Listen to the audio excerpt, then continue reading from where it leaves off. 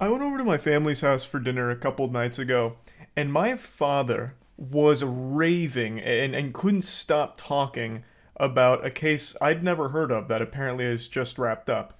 The Alex Murdaugh murder case. And in fact, it extends beyond that. The entire Murdaugh family murders. This is a very high profile case that I just hadn't heard of until my father started lecturing me on it like I had just taken a criminology course. He apparently followed every single piece of evidence that dropped. He watched every trial, everything. My dad studied the tits off of this case like he was going there to prosecute Alex Murdaugh himself. And it piqued my interest. It made me want to learn more about it. So I went to the best goddamn channel on YouTube for things like this, Legal Eagle.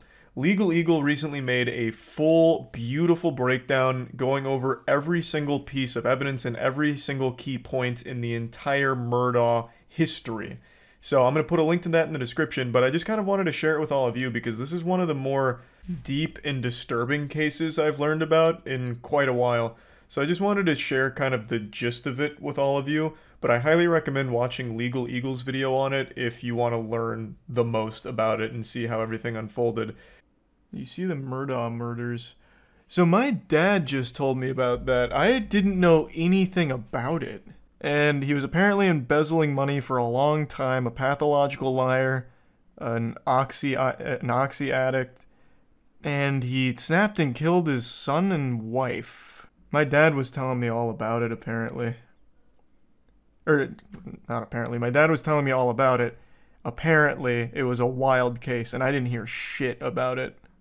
Yeah, apparently the prosecutors had a video that the son had recorded that proved that Alex Murdaugh was lying about his whereabouts on the night of the murders. So I guess the story was they were killed at like the dog kennels on their property. Alex Murdaugh claimed that he wasn't there that night at the kennels, and he had like a couple alibis because they had his whole phone record. Apparently he called a ton of people to try and get a couple alibis. And eventually the prosecutors showed a video that his son had recorded literally minutes before he was murdered. His son he killed also got in a boat accident that killed a girl named Mallory Beach, and also was the only witness to his housekeeper dying, and he embezzled her life insurance. Oh, what the fuck?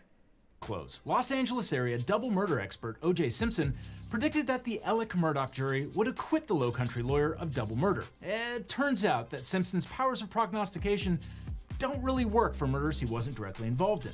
It wouldn't surprise me in the least if this guy beats this case. So before I explain... It's crazy. It is crazy.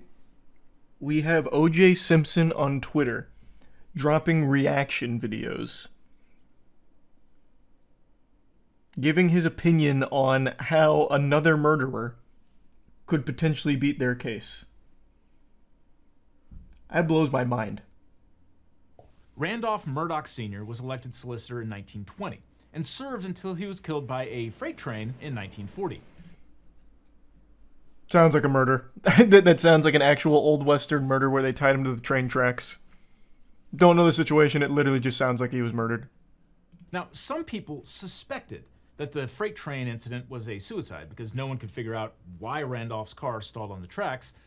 But Murdaugh Sr. was succeeded by his son, Randolph Murdaugh Jr., known as Buster, who held the position for 46 years Cool from nickname. 1940 to... On two separate occasions, 20 years apart, he told jurors that if they didn't impose the death penalty on a criminal defendant, he would use his power as solicitor to release other rapists into the community. Yes, you heard that right. What? It's hard to imagine a worse thing a prosecutor could say in court, but I'm sure prosecutors have. And he got to keep the position? He would make these threats like, okay, if he doesn't get the death penalty, 5 rapists will go into Gotham. He sounds like the Joker. What? Elected official, so he just campaigns and pays off the right people. Yeah, but I'm sure there's still systems in place where if you're threatening to release rapists out of like a grudge, you can get fired. Like you can get like taken out. Like you lose your position, I would think. Because it was the 70s. It's not like rape was cool in the 70s either. I'm sure people weren't like like rallying behind him like, yeah, that's fucking Buster right there. That's how Buster plays. Get the death penalty. Or 50 rapists. Buster, release 50 rapists into the neighborhood. The guy really had rapists in the queue to join the server. Oh, you're talking about Buster still, yeah. I'm just going to take a guess that the other Murdochs didn't use the same tactic. Alex Murdaugh, the now convicted murderer, is Randolph III's son. All of this information is to show you that the entire Murdaugh line is fucking evil, basically. Now that you're brought up to speed on where Alex Murdaugh comes from, let's talk about his kids, because his kids are no saints. Legal Eagle goes into more detail surrounding some of these cases, but I'd just like to give you a quick breakdown. If you want more information, obviously watch his video on it. But one of Alex's sons, Buster, who is named after, of course, Buster Murdaugh, who came before him, is actually a person of interest in a 2015 death. A young man named Stephen Smith was found dumped on a Hampton County road. There wasn't a whole lot of indicators to suggest that this was a vehicle crash, and in fact was even ruled a homicide by a couple of people, most notably the county coroner. And interestingly, Buster Murdaugh is mentioned dozens of times in the investigation. Also, Alex Murdaugh and his brother Randy visited the crime scene, passing through the crime scene tape, and there were rumors that Buster Murdaugh and Stephen Smith were in some kind of relationship, and this case actually just got reopened after the entire Alex Murdaugh investigation. So that's all a bit peculiar. That doesn't seem good. Something smells very fishy over there with Buster Murdaugh, and he's not the only one. In fact, Alex Murdaugh's other son, Paul. In 2019, Paul and his friends were partying on a boat. At one point, his friends say Paul and his girlfriend got in an argument where Paul assaulted her, and then eventually the night culminated with the boat crashing, everyone surviving except one person, Mallory Beach. Paul was blamed for the death because he was fucking driving the boat. He received 2 charges, 1 boating under the influence causing great bodily harm, and 1 boating under the influence causing death. So as you can see, the Murdaugh family is known for more than just financial crimes. There's a lot of death linked to the family as well.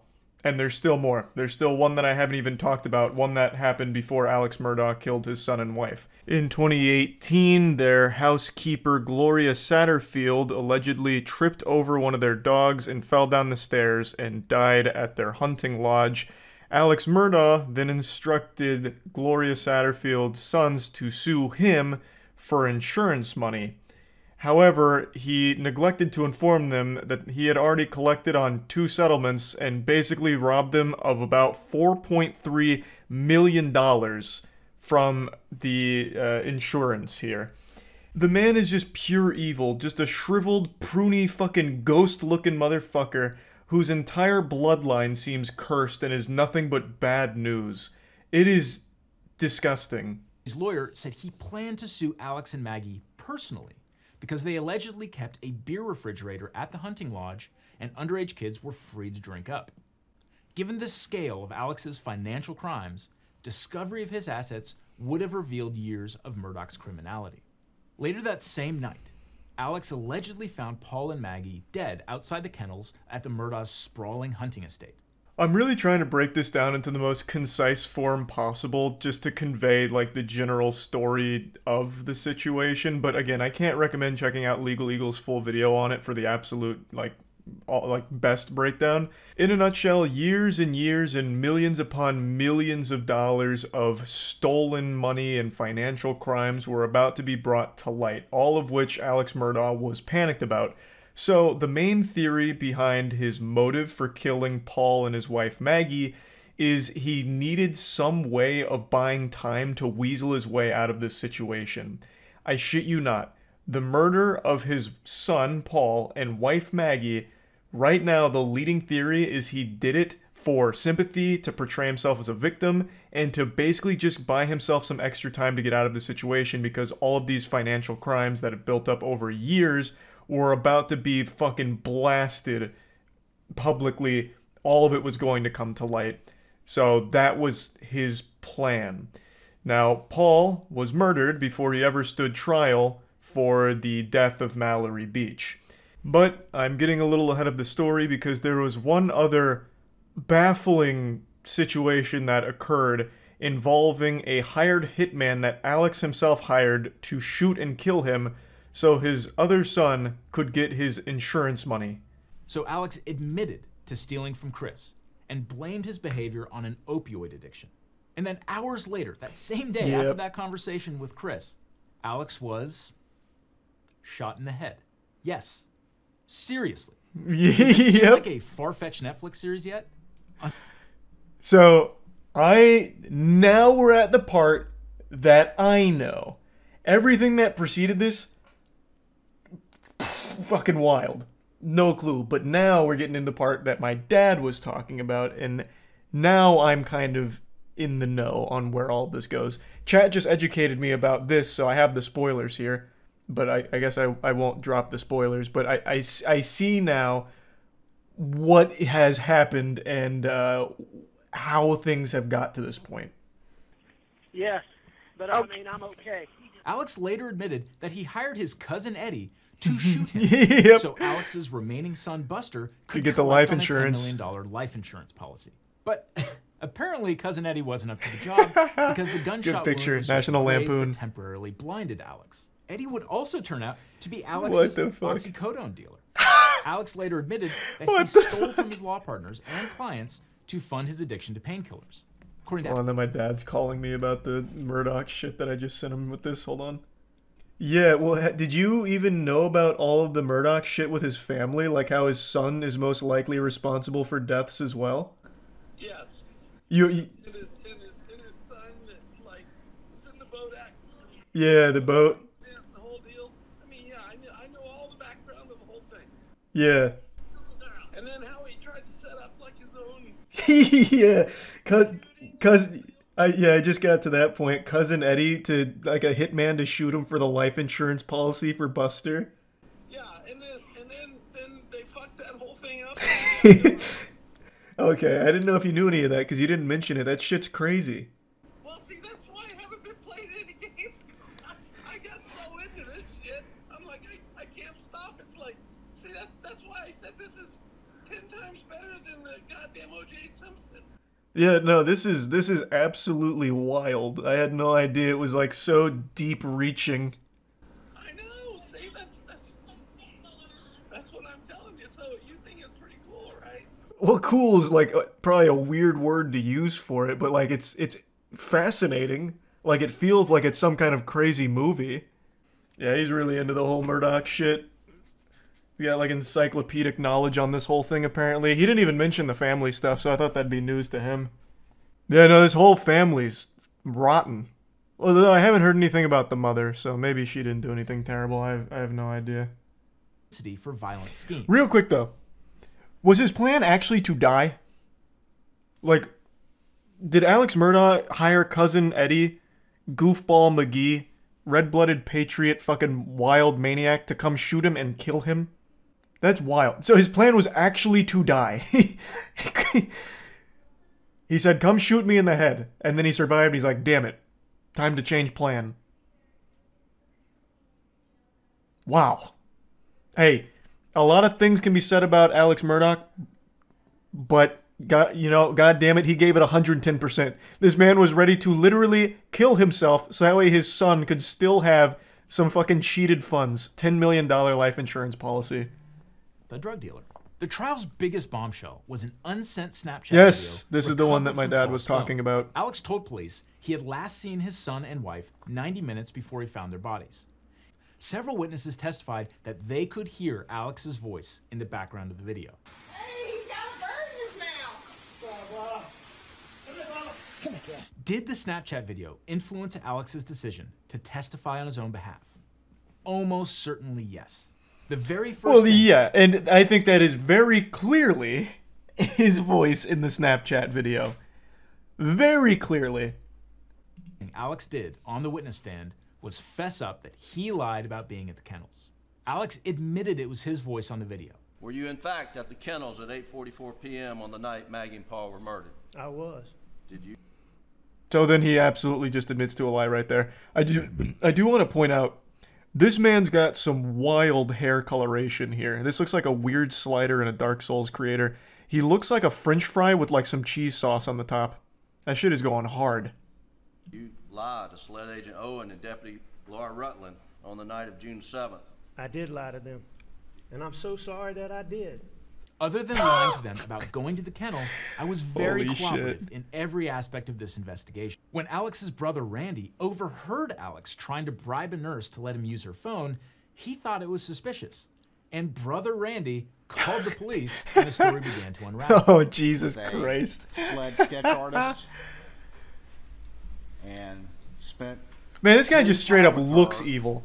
He looks actually soulless.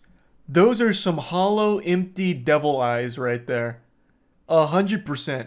Sometimes people just look the part. But in an earlier interview with investigators, Alex had actually implicated his groundskeeper. He also told the jury that someone angry about the death of Mallory Beach committed the murders. These inconsistencies undermined Alex's credibility. Then there's the mess with Alex's financial crimes. The prosecution argued that Alex's financial crimes couldn't be separated from the murders because exposure of his vast financial crimes was one of the motives speaks to his for killing characters. Maggie and Paul. Well, not only that, I imagine that also helps to demonstrate, like, make a character profile, right?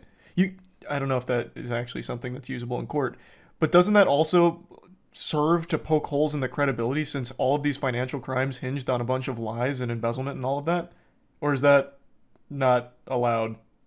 Every single one of these, you had to sit down and look someone in the eye and convince them that you were on their side when you were not. Wow, that's hardball. Do you remember even one of them? If you ask me questions, but I can't remember sitting down with Dion. Alex's response? What I admit is I misled them. I did wrong, and that I stole their money. What Prosecutor Waters was getting at was this. Ladies and gentlemen of the jury, Alex Murdaugh is sitting there and looking at you in the eye, convince you of something, but you shouldn't believe him.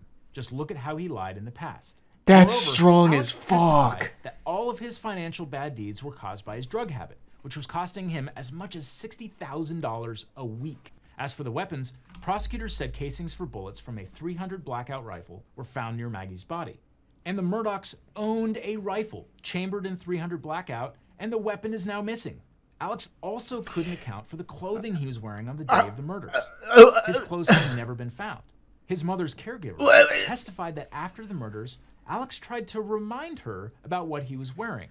I guess it's easy in hindsight, but I feel like even if I was in the court as this was unfolding, the second it came to that point, both of those in conjunction, I'd be like, well, he fucking did it. What kind of coincidence is that? Oh, so they were killed with .300 Blackout rounds. Oh, you have a weapon with .300 Blackout. That's a weird coincidence. Can you bring it in so we can just make sure like everything's, you know, all good? Oh, it's missing. Well, what happened to it? Oh, you don't know. Oh. Okay, well, what about your clothes? Can we, like the clothes you were wearing on that night, maybe they picked up some forensic evidence from the real killers. Oh, you lost your clothes. Are you telling me a burglar came in the middle of the night while you were sleeping and took the fucking clothes off your back? Even your dirty goddamn undies, he took them? Oh. Like, what the fuck? This is outrageous. The speed of the jury's verdict, just 3 hours of deliberation Oh, after nice. a trial lasting a month and a half, That's a gold split. speaks volumes. Yeah. The day after the verdict was read, Alex Murdaugh was sentenced to 2 consecutive life sentences for murdering his wife and son.